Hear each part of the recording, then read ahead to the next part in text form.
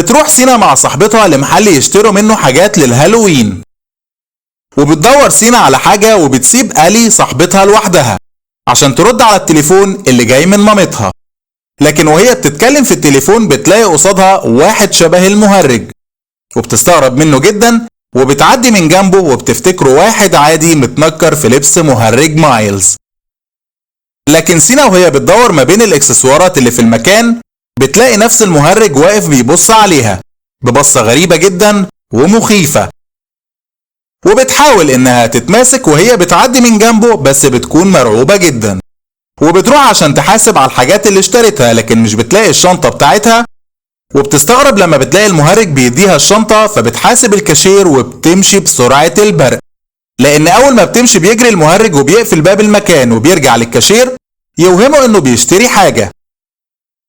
ولما بيتضايق منه الكاشير بيضربه المهرج وبيسحبه على الارض وبيضربه بإزازة في عينه، ومش بيسيبه الا لما يقطع رقبته بالساطور.